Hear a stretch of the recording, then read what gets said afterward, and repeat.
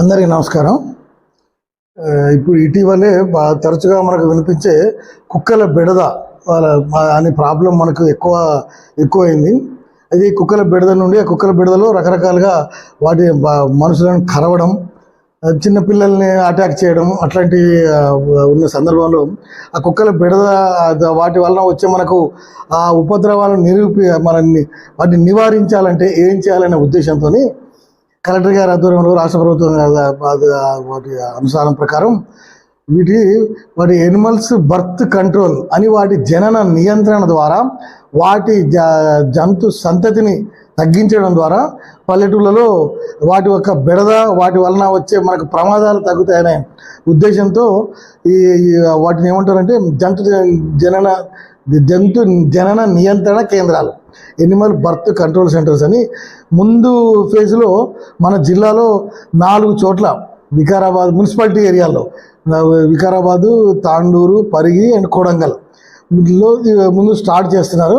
Start చేసి మగ కుక్కల్లో ముందు వాటి సంతానానికి ఉపయోగపడకుండా సంతానోత్పత్తి ఫ్యామిలీ ప్లానింగ్ ఆపరేషన్ లాంటివి చేసి వాటిని ఎక్కడున్న వాటి కుక్కలు అక్కడనే వదిలివేసి దీని ద్వారా వాటిని కంట్రోల్ చేయడం.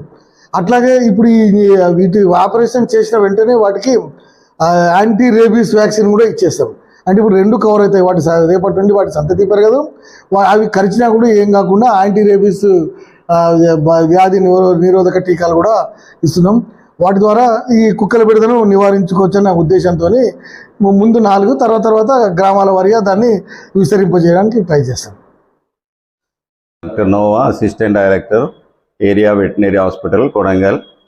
ఈరోజు మరి ఇక్కడ కొడంగల్ ఏరియాలో మరి ఈ యొక్క జన నియంత్రణ కేంద్రము మరి గౌరవనీయులు మున్సిపల్ చైర్మన్ గారు జగదీష్ రెడ్డి గారు ఆరంభించినారు. అట్లనే మున్సిపల్ కమిషనర్ గారి ఆధ్వర్యంలో వారందరూ కూడా మాకు ఈ లాజిస్టిక్ సపోర్ట్ అంతా కూడా వాళ్ళు ఇస్తారు. ఇవన్నిటికీ ఏర్పాటు చేయడము, కుక్కల క్యాచింగ్ కానీ, ఫీడింగ్ కానీ, ప్రీ ఆపరేటివ్, పోస్ట్ ఆపరేటివ్ వాళ్ళంతా ఆ యొక్క మేనేజ్మెంట్ అంతా కూడా చూస్తారు.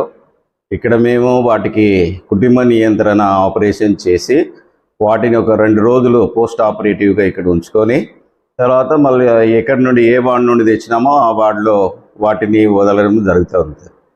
కనుక ఆ విధానంలో ఈ యొక్క కుక్కల నియంత్రణ, ఈ ర్యాబిస్ అంటే పిచ్చి కుక్క కాటు వ్యాధి రాకుండా ప్రబలకుండా కంట్రోల్ చేయొచ్చు. వాటికి ఒకసారి ఈ యొక్క మగ కుక్కలకు ఈ నియంత్రణ ఆపరేషన్ చేసినట్టయితే వాటికి ఈ యొక్క ఫెరోషియస్గా అంటే ఉగ్ర రూపం లేకుండా నిమ్మలంగా అయిపోతాయి అవి.